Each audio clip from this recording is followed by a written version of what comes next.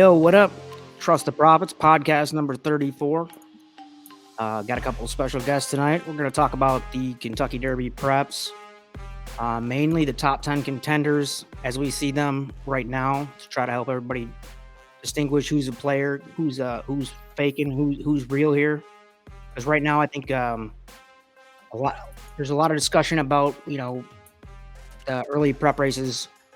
In the points where, like last year, for example, we didn't even see Charlotte in Nadal till late in the game. Is there horses like that are still yet to be seen? Probably so, but we're going to talk about that. First off, I'd like to welcome in Profits Podcast regular and all-around absolute legend of the game, Vinny Blonde. Thanks for coming. Real Dynasty Picks. Thanks for having me. And also joining us tonight, expert handicapper, analyst, podcast host, TV personality. What else do we got? Matt Bernier. Thanks, man. It's just good to have you on. I've been a fan follower of yours for a while, so appreciate that. Yeah, it's good to be on with you guys, and we use the expert term very loosely when talking about myself. I think that goes for any horse player, but yeah. So before we get into any in-depth conversation or analysis, let's talk about what we do here, Matt, is for each of our podcasts. This is number 34. We talk about historical athletes who have worn that jersey number. So is there anybody who comes to mind for either one of you guys that wore the 34? I got one. I was going to say. A softball for you guys. Yeah, Shaq. I mean, selfishly, for where I am, I live up in New England. 34. First thing that comes to mind is either David Ortiz or Paul Pierce. So, I mean, we've had a couple of good 3-4s roll around here over the past 15, 20 years. That is. Are you a Red Sox guy? Oh yeah. Unfortunately, it's been a little bit of a rough run, but me too. Okay, so misery enjoys company. Yeah. Yep. Oh man. So the Red Sox are my absolute nemesis. I'm a Detroit Tigers fan, and the Red Sox, especially David Ortiz, I'll never forget the home run over center field when Torrey Hunter goes flipping over the wall and just broke everybody's heart. Bases loaded. 2 out. Hard hit into right. Back at the wall. Tie game. Big Puppy. That was when we had Verlander and Scherzer and Cabrera. Everybody. We had a strong team. The Red Sox killed us. Not to go off on a tangent, but we were, I'm trying to think, we were taping the Horse Players reality show, and we were in Lexington because we were at Keeneland for that weekend, and I was watching that game down in I don't even remember the name of the hotel, but it's right in downtown Lexington. And the Blue Martini or called something along those lines. Anybody that's familiar with down there, that know about it.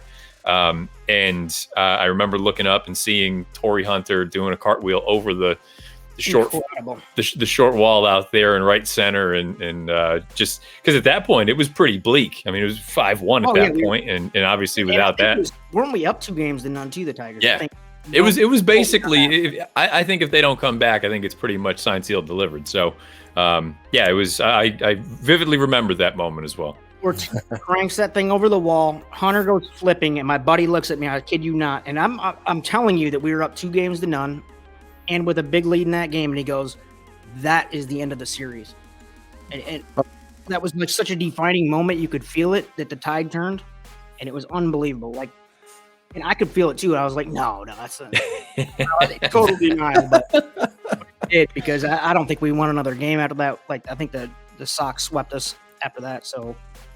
Unbelievable. I hate the Red Sox. I hate Ortiz especially, but and like I said, I respect your opinion, and I've seen you around for several years now, and unfortunately, you're a fan of that franchise. I apologize. We'll do that later. I think you're a Sox fan too, aren't you? Yep. I'm a Sox fan. What's happening here? Yep. So anyway, to finish that conversation off, the great number 34 is Vinny. You got one? Shaq. Come on. Shaq. I'm a Laker fan, man. I've been a Laker fan my whole life. 34 on the Lakers, like that was. That's because the 32 was retired, I'm sure, by Tragic, right? Tragic John. 32 and 33 were retired. So he took 34. Yeah. So other number 34 greats, obviously Sweetness, Walter Payton, Hakeem Olajuwon, one of the top few players ever, underrated. Bo Jackson, what about him? Anybody think of that guy? Dude's a legend. I have in my notes loser, all caps underlined, David Ortiz, Charles Barkley, Paul Pierce, which I think Vinny you hate, you don't you? Yeah, I was never a big Paul Pierce fan. I did see him a lot though, because it was cheaper for us to go to Boston to see games than it was to go down to the Garden to see the Knicks. So I always, when the Celtics were playing anybody good, we'd take a weekend and go up to Boston to see them play. There you go. I love Boston as a city. I Ortiz, man. Not my deal. Kirby Puckett, Thurman Thomas, Earl Campbell, Pothead Ricky Williams, Roy Halladay, Kerry. All right, that's enough. That's enough. 34. But I got to take advantage because there's not, number 35, we're going to talk about maybe 2 or 3 guys. 34 is a common number. So, I got to take advantage when there's a bunch of them. So Matt, once again, thanks for coming on, man. I first saw you in Horse Players. You brought up Horse Players. The for anybody who doesn't know, that was a reality-based, obviously, Horse Player, a show based on the life of a gambler. And honestly, it was pretty freaking good. I expected it to be bad. And, because a lot of reality TV is not reality at all, but I'm sure there was some element of that to this too, but and that thing became legendary amongst me and my friends, like just talking shit about all of you guys, to be honest with you. Good or, Totally fair. yeah, good or bad. And it's like, what's this guy thinking, blah blah blah. But I think out of all the cast of characters, which was brilliant, whoever threw that together, there was a good mix of crazy and fun, and I think you came off as the most normal, like a quote unquote regular guy out of that batch of people. So my question to you is, was that fairly accurate in your mind, or did they portray you differently than you thought you maybe should have been? No, so it's still one of the things that I probably get the most questions about if I'm on the road anywhere and folks bring up the show and whatnot. It was, honestly, I would say it was 98% what you saw was what you got. There were a couple of positions where trying to build drama one way or the other, they kind of pit one another against one another. But for the vast majority of what you saw was actually how it was. We all got along a lot better than I think they would have liked. I think they would have enjoyed it more if we had kind of butted heads more than we did, but it was a pretty good group. We had a lot of synergy, and for me, it was one of those things. I had one of the producers come up to me probably midway through the recording. Keep in mind, I started taping the Derby that Orb won, but they had already filmed the pilot about 6 months earlier at Aqueduct in November, and I think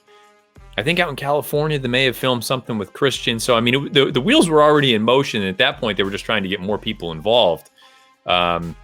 So when I came through, we got to probably right around that Keeneland time that I was mentioning earlier with the whole Ortiz thing against the Tigers, and it very quickly kind of became apparent that it was, I think the idea of the show maybe pivoted a little bit more from the head-to-head sort of contentious aspect to a lot more of the camaraderie that's involved, but also somebody like me who I didn't have the experience that those other folks did. I simply, for 2 reasons. I mean, from a longevity standpoint, I was just a lot younger than everyone else, and Right. I hadn't had the opportunity to experience what they did. And also, the budgetary piece was not. There was no BS there. There was no bullshit. like That was that. all. I mean, that was. I had people come up to me and ask and say, you clearly, or when I brought up my rent, that was the thing that everybody always got a kick out of. They said, where are you living that you pay $400 a month in rent? And I said, well, I live with 2 of my college buddies in a house, and the mortgage is $1,200 a month. So I'm in it for $400. It's not like I'm making any of that kind of stuff up. So these buy-ins to the contest at that time, that that was rent money. I wasn't really in a position to be able to do that sort of thing. And I would like to think that there really hasn't been a dramatic change from then, if you get to talk to me or get to know me, to this point now. And I'm still not someone who loves to, I love like a contest like the Breeders' Cup Betting Challenge is my favorite contest that there is. Under no circumstances am I going to be buying in for $10,000. I need to win my way in for a much smaller amount, just because it's just not my sort of cup of tea. I'm somebody I'm going to play a little bit here and there. If I really feel frisky, I'll bet $100 to win on a horse, or I'll have $100 on one of these games that I'm watching right now on one of my TVs down here in the office. But I'd like to think if you wanted to come up to me at the track, we would be able to BS for a little while and talk about whatever there is and get a drink. But I think the show overall did a pretty good job of sort of depicting us as we are. Yeah, I thought so too. Like I thought you were the most relatable person on there. I mean, there was several other Vinny, and for anybody who's not familiar, Vinny, did you see the show at all? I think it was I've not seen the show. I've heard of the show. I've talked to a lot of people who've watched the show, but I have not watched it. Brilliant. Full disclosure, I bought it on Amazon like 2 weeks ago. Oh. It was available on, I don't even remember the original network, but I watched it like when it first came out, and then I was like, I gotta catch up on this thing. So I knew I was gonna end up talking to you guys eventually, and I wanted to kind of recapture who you guys were. And yeah, man, I thought you came off as like relatable, and like you said, the $2 bet guy can relate to somebody like that. And some of the other characters on there throwing out the 10 grand buy-ins like it was a joke. That's a lot of people who can do that, and I respect both sides of that coin. But I mean, to hear you say I can't afford this, what was it? There was one event that was in that show highlighted. It was like $500 or $1,000, and you're just like, I can't do it, I can't swing it. And I'm like, see, now that kind of made the show relatable to the average $2 bettor at home. So that I think that was part of it, where the reality of the situation is, and especially was at the time when we were recording, I was 23, 24, something like that. So the reality of the situation is kind of what we're alluding to. I got to worry about paying bills, and I don't have that sort of expendable income. And even if I were 15 years older, I don't think it would, or just put me in my position right now. I still am not champing at the bit to go and get involved in a $3,000 buy-in. If I feed my way in on one of those other sites that, whether it's a horse players or a horse tourneys, I'll take my shot here and there for a couple $100, and hopefully I can get in cheap. But it's just, I've seen too many weird things happen for me to sit there and just be like, oh, I'll put up 10K and put it all. I just don't, that's not my MO. Yeah, I learned that. I was a bigger buy-in type poker tournament style player back 10 years ago, and all the way up until it went illegal to play online in America. But you can't, even if you can be the best poker player, horse player in the world, and you cannot consistently buy into $10,000 tournaments unless you got the bankroll to support it. So I thought they did a good job not faking it and making you guys look like, oh, you're untouchable. Like maybe Christian kind of came off that way, but he probably kind of was that way at that time. I don't know him personally, but great guy, really someone who was instrumental in teaching me about the sort of maths involved, where you're looking at it from a value standpoint and don't just settle just for the sake of, whoever your pick is.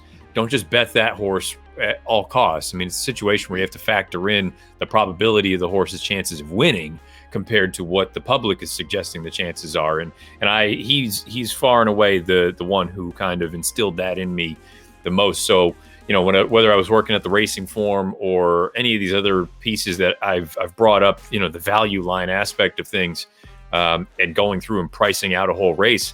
I mean, he's really the one that kind of turned me on to all of that sort of stuff, and which led me to get, purchase books by Barry Meadow and people like that. So I love that he's as unique as he is. I've joked about it during the show and even afterward. I mean, he and I, personality wise, are probably oil and water. Yeah. But It seems that way. I'm surprised to hear you say that, to be honest, and not speaking ill of him at all, because he's I found him entertaining, weird but entertaining. So, but he is as sweet a guy as he took care of me for a good 3-4 day stretch when we were filming out in California. He let me stay at his house. Just a really good guy. I really genuinely, and I'm not just saying this, I don't have anything negative to say about any of the folks that I was involved with on the show. That's good to hear, because I was very curious, because a lot of times they'll hide that with the production and all that. Yeah. But so what's your main focus nowadays, Matt? I know you mentioned Daily Racing Form. What's going on? I know you're not there anymore. What's happening with you? What's your main focus? So I on a more day-to-day, I shouldn't even say day-to-day, I do it a few times a week. I'll write for a website called racingpicks.com. Usually 3 or 4 picks I'll throw out there Thursday, Friday, Saturday. I do my podcast every week. It's recorded every Monday, the Matt Bernier Show, part of In the Money Media with Peter Thomas Fornatal and Jonathan Kinchin, and now a whole stable of folks at this point. That place is just blowing up. And NBC, obviously, as well. We still do that sort of thing. I was just down there at Gulfstream for the Pegasus a few weeks ago. Typically, my schedule for NBC will pick up right around post Belmont. We'll kind of start picking up the Breeders' Cup races, and I'll ride that through November. But honestly, I've been getting deeper and deeper into sports betting, and my best friend and I have sort of started to put together some models and running simulations and things like that, and that's really been captivating and eye-opening. And from a value standpoint, I guess it can be argued, well, you don't have as many options, therefore your value is going to be sort of diminished. But at the same time, if you find the right opportunities, it does. There's nothing saying, like I just happen to have the game on right now, the Canadians and the Leafs tonight. They were in Montreal. I based on all my numbers, Montreal should have been nearly a goal and a half favorite. They were actually the underdog in this spot. So, at minus 105 money line, percentage wise, I had them closer to minus 230. So that's value right there, so I'm finding that more and more interesting on a more sort of day-to-day basis.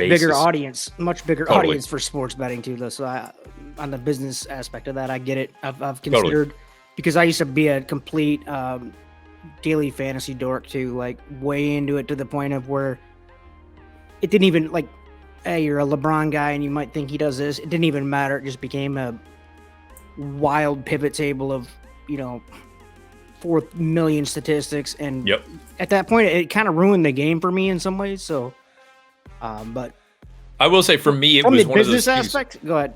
Well, once I got into horse racing, I really stopped paying attention to outside of the New England teams, and even then, my sort of interest started to wane a little bit. I mean, I was still paying attention. Don't get me wrong, but before all this started, I was all in, and this has actually been a fascinating way for me to get back into paying attention and watching games that I would never. I mean, I'd probably watch a game like this right now, the hockey game, because these are two of the best teams in the NHL. But on this other screen, I got the Hawks and the Mavs, and outside of Luka, he would have been the only real draw. But I watched this Hawks team, and I know I dumped on them a little bit earlier on social, but they're actually not as bad as I initially had thought. And a lot of it has to do with stuff, unless you're doing full blown daily fantasy or sports betting in particular, you don't know that stuff. It's crazy, dude. Exactly. I used to be able to name you like the fourth tier on the worst team, the shittiest, shooting guard in the world, but I knew his stats by heart. It was ridiculous when you get involved in the gambling side, and you need to know that stuff. And it's also too, I mean, I'm spotting a guy like Maxi Kleber for Dallas. Boston is in desperate need for some size and some shooting.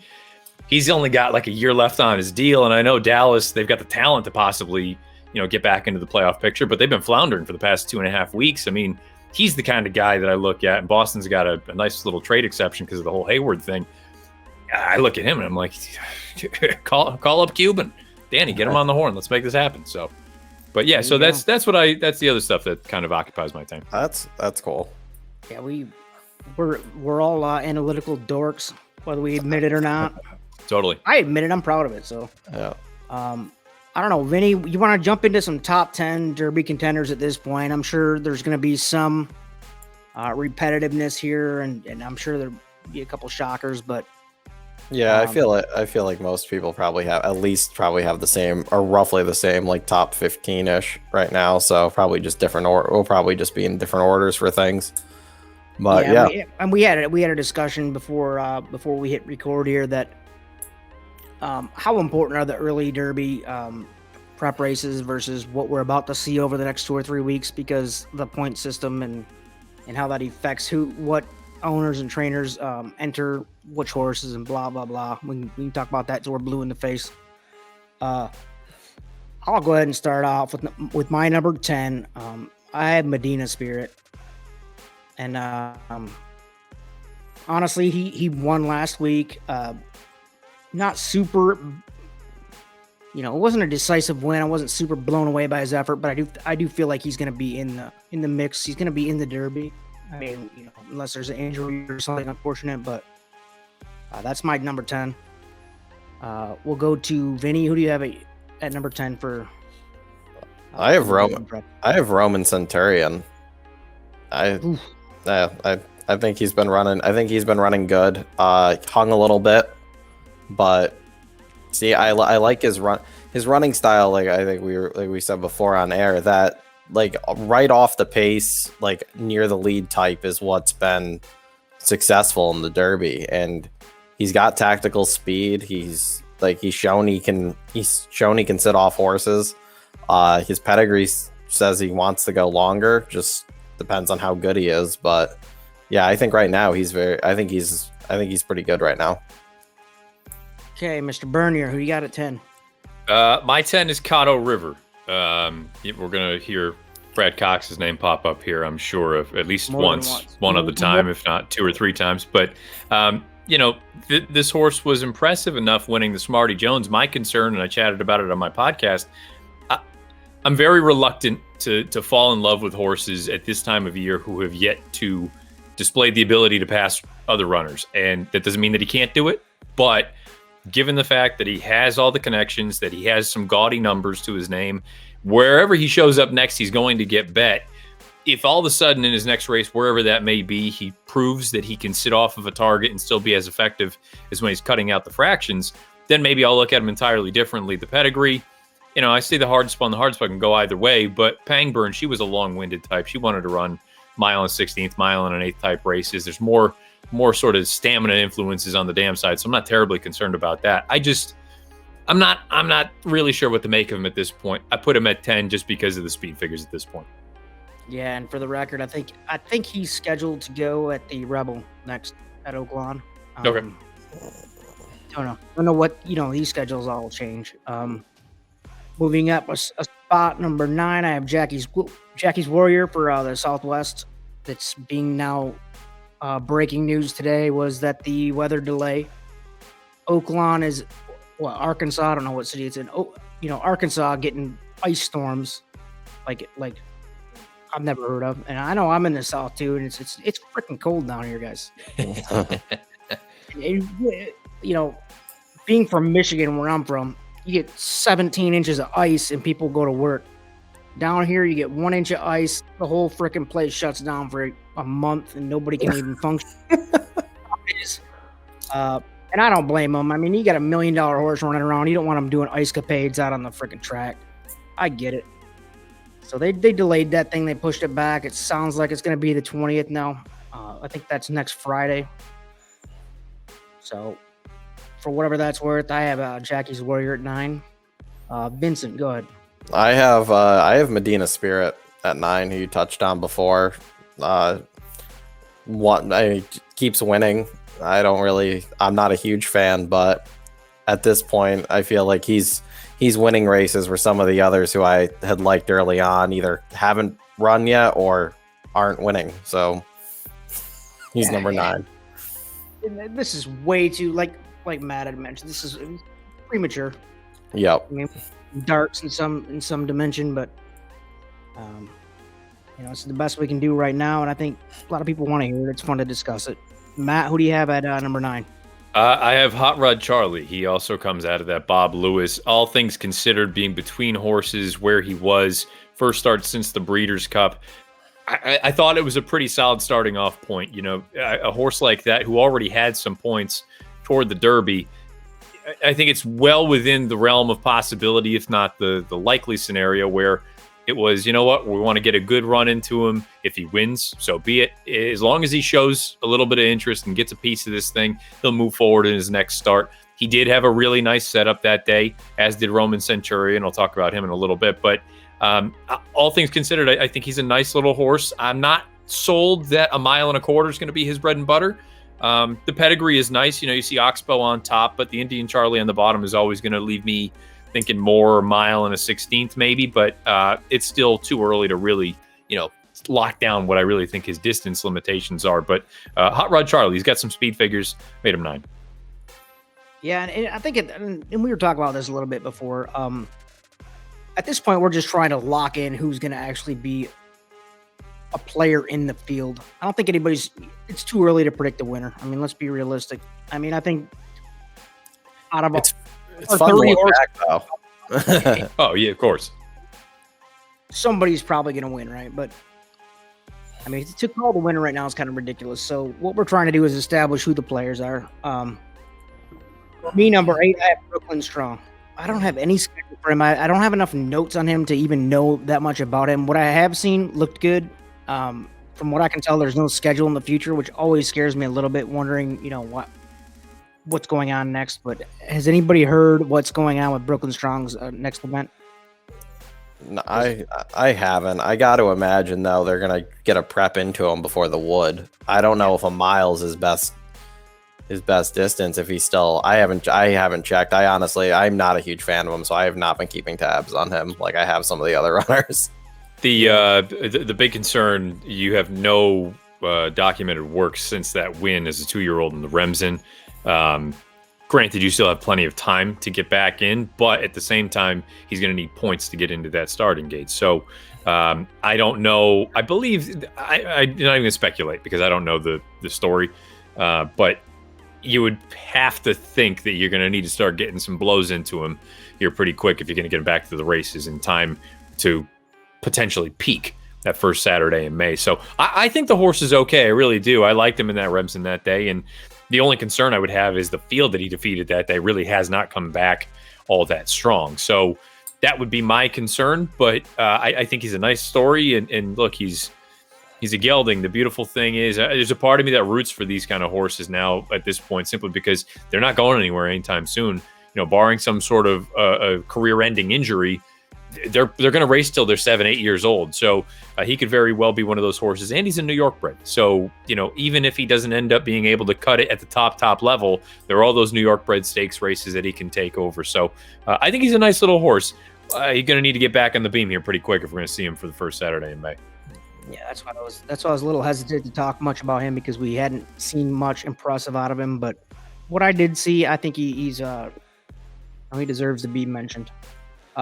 Vinny, number 8, go. I have Mandaloun at number 8 for Brad Cox, who I'm sure other people have other Brad Cox horses up here too. I thought he third in the Lecomte.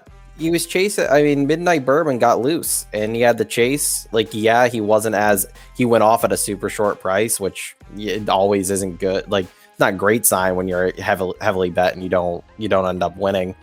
Especially at this point in the year with these 3-year-olds, but numbers wise, he improved. If you know, a little more pace pressure up front potentially this weekend for Midnight Bourbon, and you know, he could sit a good trip. I think he's going to bounce back a little bit this weekend. I think he'll run. I think he'll run more like everyone thought he was going to last time out. Yeah, I know I picked him to win last race. A little disappointed in that result, but like you said, I mean, it's a matter of when you peak. It's why they're prep races.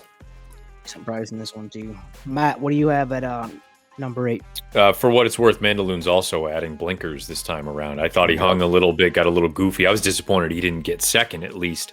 So you can see that Cox is kind of tweaking the plan a little bit. We may dive into the Risen Star shortly, but I'll save it for that.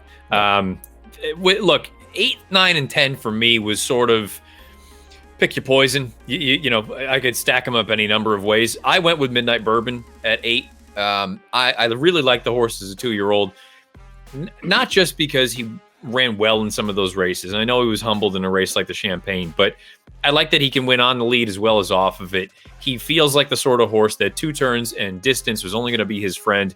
And, you know, I'm certainly not going to argue that he had the cake trip of all cake trips in that Lecomte, and things are going to get a hell of a lot more difficult for him as the waters get deeper. But I also don't want to sit here and just automatically kind of, you know, poo-poo him and say he's not going to be able to step up and handle more pressure or handle having to sit off of a target and go on with it. Obviously, the connections are there. The pedigree is there to suggest that distance is only going to be to his advantage. Again, 8, 9, and 10 for me were just kind of throw them up however they fall, so be it. But Midnight Bourbon, I think he's a decent little horse. Yeah, the knock on him was he looked a little tired at the end of the Lecomte. But I mean, like you said, he's bred better than that. I think he's going to be all right, and we'll see in this next one. Let's see, where are we at? Number 7. I have Keep Me in Mind at 7. That's a horse running at the Risen Star this weekend. Also, I'm sorry, changed up to the Southwest, right? Yeah. And delayed, and I believe he committed to running the Southwest even with the delay, if I've heard that correctly today. I just want to mention David Cohen. That's our boy here on the podcast. I hope for his sake and for our sake, you know, David's a good dude. I want to see that successful. I want to see that become, you know, a dream for those guys. So I'd really like to see that personally. Keep Me in Mind looks solid. Haven't seen much of him again, but I think he's a player overall on the top. He's been working out really well. I've been watching a lot of his works on XBTV. He's been working out very, very well. Kind of upset he's not actually running this weekend, because it seemed like Diodoro had him ready to run a big one this weekend. So hopefully, just pushing it back a week, it won't hurt him too much. But he had fired a couple bullets in the last couple weeks. Vincenzo, who do you have at 7? At 7, I have Prevalence at 7, the impressive first timer from the Pegasus undercard. He was my top pick that day, and I liked him a lot. I didn't think he was going to do what he did, but I love his pedigree. He's got the connections.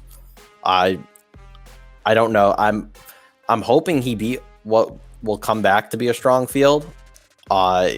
Besides him, the half to Justify there ended up running second, and the other one of the top betting choices ran third. So it wasn't like it was like a really wacky finish underneath there. So I'm hoping he beat what turns out to be a good field there, and he can take a step forward. I would imagine the Fountain of Youth is next for him, but I haven't heard anything. I hope he comes out of that. I hope he came out of that race okay. Yeah, nothing inked in for his next event. But Matt, who do you see at 7? So I have Roman Centurion. You know, I picked him in the Bob Lewis. I thought he was a winner at the top of the lane, and you know, it's so difficult to. We were doing a little live stream for ABR with Dan Torgman and Ren Carruthers that day, and I said it afterward. That's either going to be the keyest of key races, or we're going to look back and say the race was terrible. I feel like it's going to be really difficult for there to be any sort of difference between those two outcomes, regardless of how polar opposite they are, simply because you had a horse in Medina Spirit who dealt with all the pace pressure early on, put all the other pace horses away, and then still held on. But then you had the other two horses in Hot Rod Charlie as well as Roman Centurion, who had the setup. They rallied. It looked like they were going to go by, and for neither of them to be able to do it, then you can kind of question it a little bit. Having said that, to the point I brought up about Hot Rod Charlie, first start since the Breeders' Cup, I think actually in the grand scheme of things, it was a pretty good effort. And with Roman Centurion, it was his first time going up against winners. He was widest of all. And I kind of get the vibe. He's got a fascinating pedigree on the dam side. You've got Finder's Fee in there, who was a grade 1 winner going one turn. Then you also have a grade 1 steeplechase horse. So, I mean, and he's by Empire Maker. So, I mean, this is a horse that I only think the longer the better for him. You know, will you get the 11 or 12 to 1 that he was the last time he ran ever again? Probably not, unless it's the Derby. But I do think there's something here. I think Simon Callahan is still a little bit underrated and underappreciated in the grand scheme. So I'll be fascinated to see what his next move is. I would love to see the horse get out of Southern California, just because I don't know that his running style is necessarily conducive to success at Santa Anita. But having said that, I think he's done some pretty good things. And at this point, I would love to just see a little bit of speed trained into him, but I think he's interesting. Yeah, those two horses we mentioned that made a race for Medina Spirit, made it really tough on him, is why he's number 10 on mine, not higher. Because I mean, those two make you think, like Totally. That was three that, those three aren't all going to be the top three overall in the grand scheme of things horses. So how good are each of them compared to each other is one thing, and then how good are they in the grand scheme of things is another. So I don't know. It's going to be interesting. That's why we're doing this. It's fun to watch it unfold for the next few weeks. Number 6, I've got Highly Motivated into Mischief Joint. I don't know. Chad Brown, another hot hand. Rosario. I like everything about the horse that I've seen so far. He goes next. Looks like the Gotham. He's targeting an aqueduct. Vinny, number 6, go. I have Caddo River at 6. I like how he looked. I agree with what you said earlier, Matt, that he hasn't shown he can pass anybody yet, and definitely a big question mark. But right now he seems to be right now with what we've seen, he could be the pace setter in the Derby if he ends up getting there. Obviously, there's still a long way to go, but his fractions he ran, I feel like in that, like early on there, I feel like not many of the other contenders have done. So if that carries over, I mean, I'm not a huge fan of the Smarty Jones as a starting point, but he's also, some of the other horses he's run against have come back to run very well this year. So I'm hoping he ends up being okay. Matt, what about you? What do we have at 6? I'm going to round out the Bob Lewis and put that race to bed. Medina Spirit, for all the reasons that we've talked about. We've all chatted about him. Again, it could either be the livest of live races, or it could be a complete dumpster fire. Right. So I'll, at this point right now, until we see some more horses come along, I will have them included. And guess what? 3 weeks from now, none of them could be on the list. Here's some live footage of Matt's brain working through the last resetting the situation with Medina Spirit and his cohort. So let's take that up to number 5. I have Caddo River at 5. So we have a consensus top 10 for all three of us. Again, impressive pace setter. I agree with everything Vinny said. I think there wasn't much not to like about that. Again, as they go on throughout the prep season, it's going to get tougher for them, but I think he's going Rebel Stakes next, March 13th. That's going to be that. I think that the Rebel might be a wild competitive race that everybody's going to be watching for the Derby favorite to come out of, in my opinion. Number 5, Vincenzo, go. I have Keep Me in Mind. Ran a good third in the Breeders' Cup. Came back with that Kentucky Jockey Club win. I know that race wasn't exactly the strongest, but he won it, and he won it pretty convincingly. He's been working really well. He was supposed to go this weekend. I really like his pedigree. I mean, I know Lauban wasn't expected to be much, but Lauban's turned into a pretty good young sire.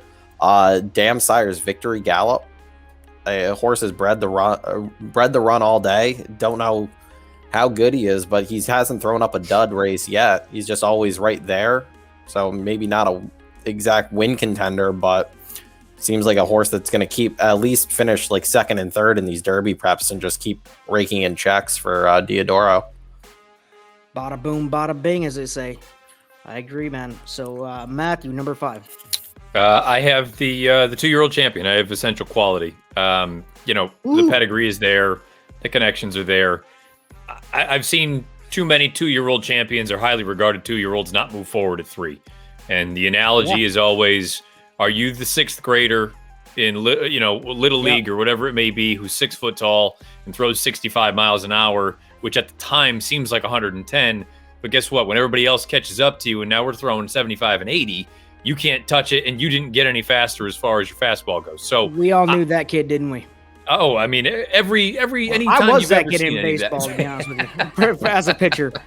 But I mean, Peaked- we all peaked you're too right early. about that. Yep, So I'm not saying that that it won't happen. that's a risk. I don't need to find out at a short price. He could end up being something good, but you'll find out shortly. Of the Godolphins, I don't even think he's the best one.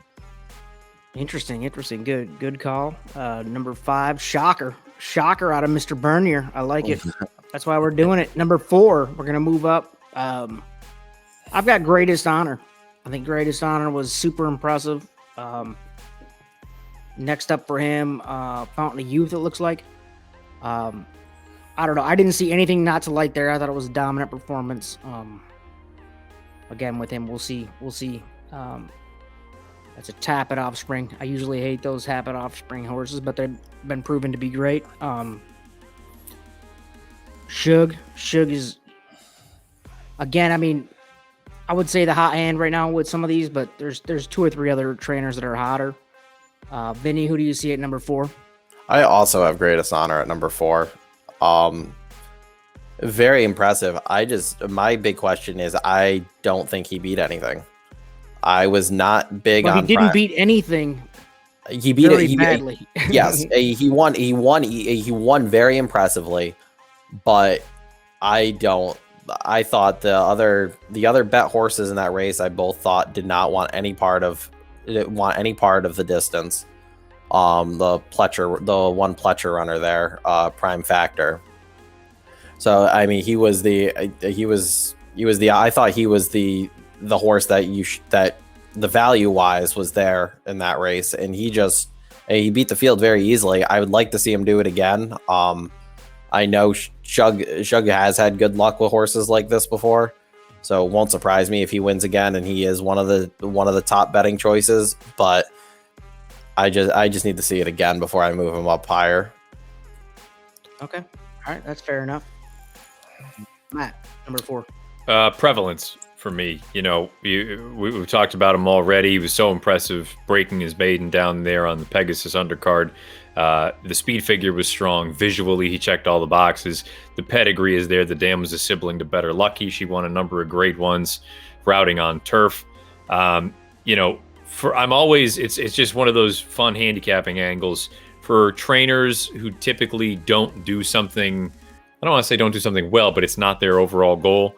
When you have a horse that sort of outkicks that kind of coverage. So with someone like Brendan Walsh, who I'm not saying he can't win first out of the box, but by no means is it sort of his MO. When you get a horse that not only wins first out, wins by 100. I mean, that to me always kind of perks my ears up and makes me say, okay, you might have something here. I don't think he's going to have any issue stretching out in distance. And again, until they do it, you never know. But I have no reason to believe he won't be able to do it. And from a talent standpoint, I can make the argument he's as talented as anybody in this sort of early season road to the Derby. Yep. Yep, I agree. I actually have him as my number 10. Number 11. But so I agree with you guys. Maybe not to the extent, but obviously an impressive animal. Number 3, I have Concert Tour. The Baffert joint came out. He came off, and he didn't. Again, we're going to ask the question that always comes up: who did he really go against? Freedom Fighter looked pretty good. Looked pretty fair, fairly solid to me. I'm not going to delve too far into that one again because we'll see shortly. I don't know where Concert Tour is going next. Maybe you guys do. Vincenzo, who do you have at 3? I also have Concert Tour at 3. I'm going to guess that this is Baffert's Oaklawn horse, and he's going to send this horse to the Rebel, following a similar path that Nadal did. Broke his maiden, San Vicente. I can see him shipping this horse to Oaklawn. I thought his race was actually a little more impressive than a lot of people just looking at chatter thought. Yeah, he only won by a little bit, and Freedom Fighter's probably not a horse you want to that it really wants to go farther.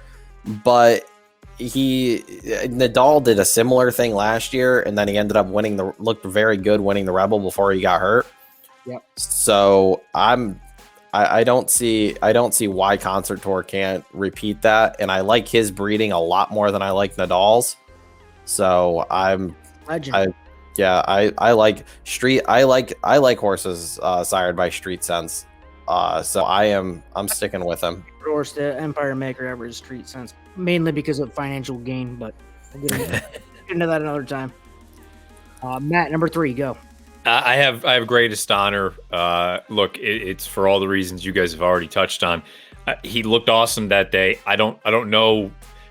Did he look awesome against a bad group, or did he beat a good group of horses soundly? If that's the case, you've got something serious here.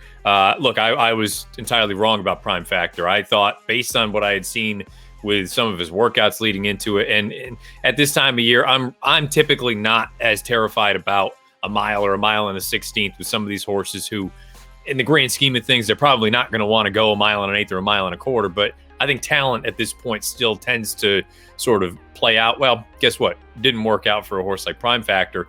With this horse, though, he looks like he's coming into it. I mean, everybody's talked about it.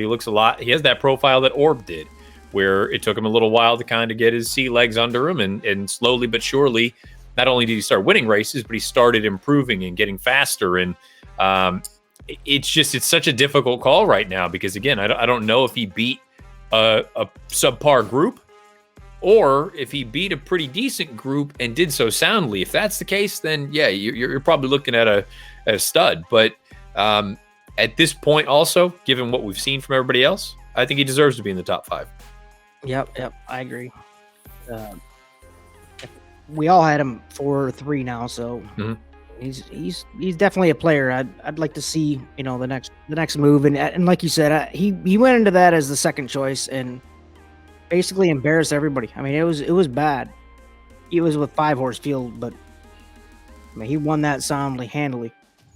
So for number 2 for me, and this is kind of a big question mark, is Life is Good, and I say a big question mark because we haven't seen any factual documentation on what's going on with that horse for the last X amount of weeks, months, but everything I have seen, he's definitely a top 5. I don't know what else to talk about with him because, like we haven't mentioned with everybody else. I mean, he's obviously got the characteristics to be a top 5 horse. We have to see him take action against other. That's the thing. Like, you can look great if I go out on a basketball court and you've never seen a good basketball player play, I look good. Put me out there with a reasonable player, I look like an idiot. So I feel like that's the as a 2-year-old, that's that you get a lot of that, and until you put them out there with somebody who can make them look bad, we just don't know what they are. But if I was gonna put money on something that I don't know much about, Life is Good. Vinny, number 2, go. I also have Life is Good at number 2. I went back and forth of putting him at number 1. I'm personally, I'm not a huge fan of his pedigree, but what he's done on the track, he's looked amazing. I think he's going to sweep the California preps. I'm going to guess he's going to go. He worked 6 furlongs in 112 on Monday. I'm going to guess he's been being pointed to the San Felipe, and I'm going to guess he'll go off 1-5 there, and he'll probably win. And Baffert will probably keep all of his other horses away from him, so he'll probably end, unless somebody else emerges, like a Roman Centurion steps forward. He's probably going to sweep the California preps and probably go into the Derby as the favorite, unless somebody like Greatest Honor can do the same thing in Florida. 3 or 4 weeks ahead of time. I love it. That's why we do it. This guy's confidently talking about this guy's going into 3 weeks from the favorite. I'm gonna guess that's where he's headed. I mean, he could be this. I would confidently say that either Life is Good or Concert Tour, as long as they are both healthy, one of them will be at Oakland and one of them will stay in California.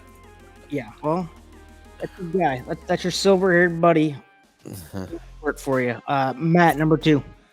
I mean, unless one of you guys has this horse on top, which I'm not expecting, this will probably be a curveball, and I'm sure. Go. Look, the New York path is not ever. I shouldn't say not ever. Recently, it's been terrible. I think risk taking is actually pretty good though for Chad, and it has more to do with the stamina influences that he has as opposed to necessarily his brilliance. He got a little bit goofy at the end of the Withers the other day, but for him to finish the way that he is over that track in New York, which this time of year is just really, really deep and tiring and just overall slow. I think there's something here. He had to wear ice skates too, didn't it? Out there. Basically, yeah. I mean, at this time of year, you need to make sure that you got your mittens on and all that jazz. But look, I just think he's an interesting horse who's going to kind of slide under the radar simply because he's been in New York. Chad started him down with his Monmouth string as a 2-year-old, which typically kind of is a tip-off that he doesn't necessarily love them. Usually his good ones are up with him up at Saratoga. So I'm interested in this horse. I think there might be something here, and he's one I'm not afraid to sit there and take a shot with. And look, if he ends up being a bum, so be it. But I think there's something here. I think the distance is going to be his friend, and I think he's probably better than people are going to give him credit for. He actually was almost in my top 10 when I was redoing my list. I currently have him at number 13. He was almost in my top 10 though because it's so close with those those middle ones. I don't like the fact that they are waiting until the Wood Memorial with him, and that's why I didn't have him higher. Is because I really, like you said, he got a little quirky at the end there, and I'd like to see him get at least, like, even if it's not the Gotham, I'd like to see him just get another start in it before he goes for the big one. But if he wins the Wood Memorial, I'm with you on that. It's the difficulty of that New York path, going from 1 1/8 to a 1-turn mile back to 1 1/8. It's just not.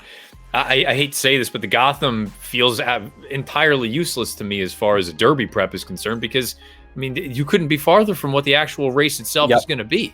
A 1-turn mile is an elongated sprint compared to 1.25 miles just 2 months later. And I think that's why. I mean, like you said, I think that's part of the reason that the New York circuit really hasn't been fantastic lately, is because of the way they do their prep schedule. I think it's very hard for horses to come from New York and do very well because of that. It's weird. You're cutting them, you can stretch them out and then you cut them back. It's bizarre. That would be the only other spot, if for whatever reason, not to totally go off on a tangent, that would be the only other spot I would keep an eye on with Concert Tour. If for whatever reason they're not ready to go to Oaklawn with him, or if they want to bring Medina Spirit down there, because at some point you're going to have to split the 3 of them up. That's the other piece to the whole thing. I can't imagine they're really champing at the bit to run 2 of them against one another. I'm sure if they have to do it, they'll do it. But if for whatever reason they want to run one of them, let's just say Medina Spirit in theory, down in Arkansas, I wonder if that Gotham could also serve as a bit of a stopgap for a horse like Concert Tour, who, I mean, look, the 1-turn mile is not a problem for him. Right. But then you're up against it from, do you really want to go into the Derby with only 1 2-turn race under your belt? That's nothing more than me spitballing. I think in all likelihood, you're probably right with the path of him going to Arkansas, but Medina Spirit's going to have to go somewhere else as well, too. Right. My guess would be Medina Spirit either Baffert bites the bullet and runs him, and you finish the second, like he did with he did that with 1,000 Words, I think. Yep. Or Sunland. Sunland is True. open. And also this year, which I think is very bizarre, the Jeff Ruby Stakes is a 100-point prep this year.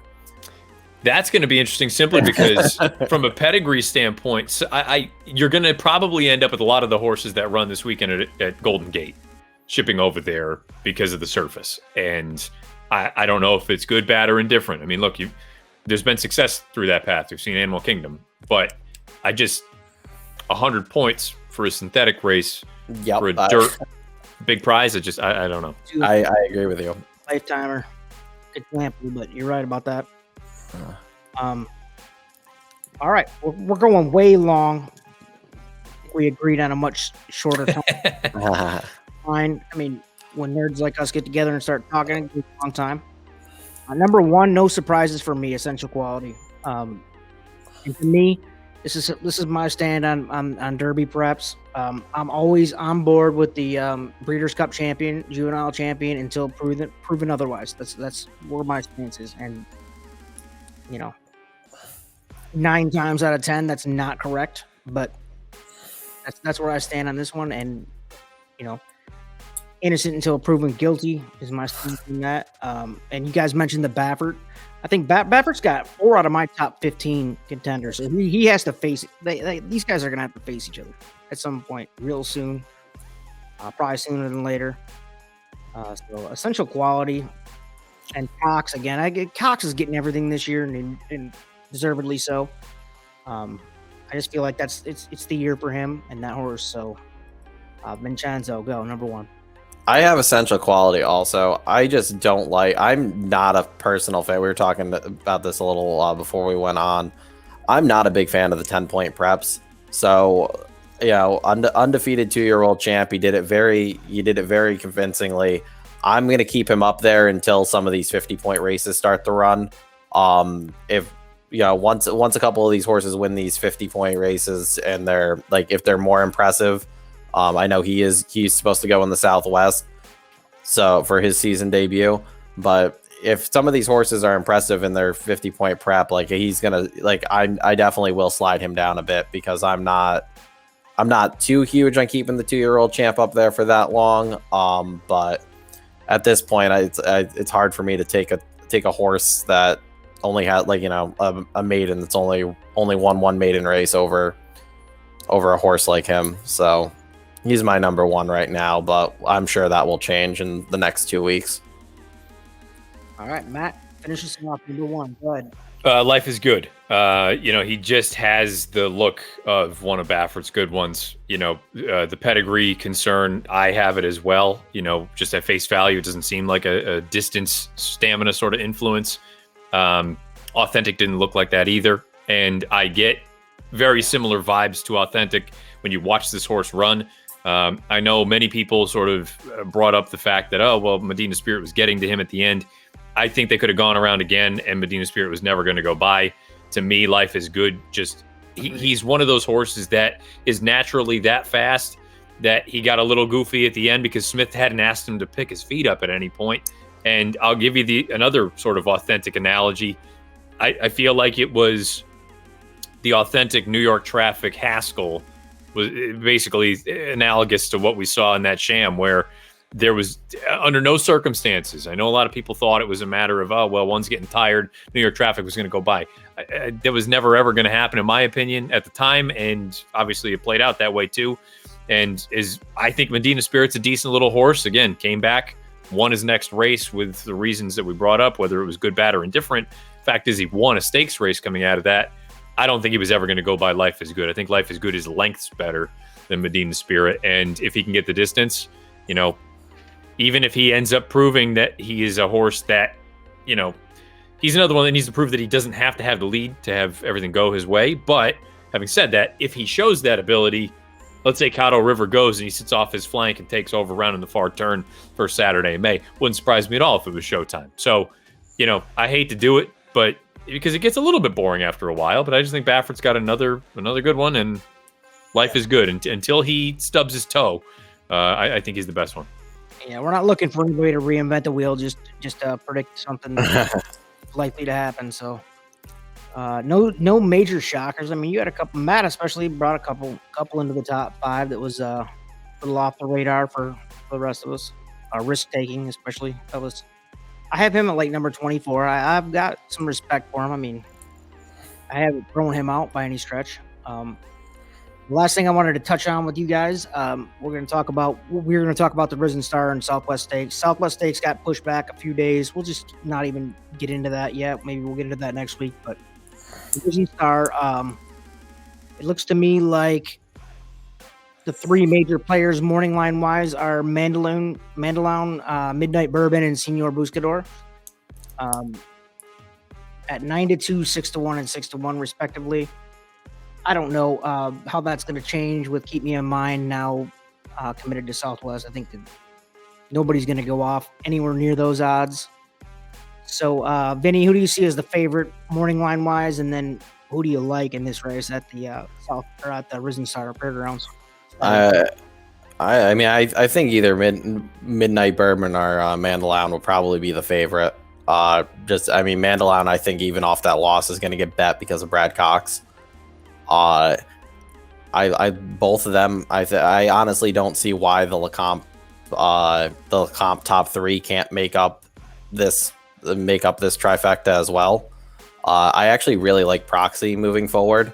And I think I've seen a lot of chatter that he seems to be everybody's like wise guy horse. So I won't be surprised if he goes off at like 5-1 or something like that, maybe even shorter. But I thought he ran a good race last time in the Lecomte. So for Val, I mean, if I doubt, like you said, those odds aren't going to stick. But I mean, if Mandaloun's 3 or 4-1, he's probably going to be my play. But if he gets bet down like I think he will, and I can get Proxy at like 5-6-1, I'll play Proxy. And I am a little biased towards him because he's on my fantasy team for the Racing Dudes League. Yeah, that's understandable. The thing is about these three, I think these three were the morning line choices with Keep Me in Mind, and I think they'll stay in line. I just think the odds are obviously going to shorten some, maybe more like 3-1. Maybe 5-2 for Mandaloun, and more like 3-1 for Midnight Bourbon and Senor Buscador if I was a gambler, which But with that said, Matt, do you see anybody outside of those three that could make some noise, or do you think these are the right three?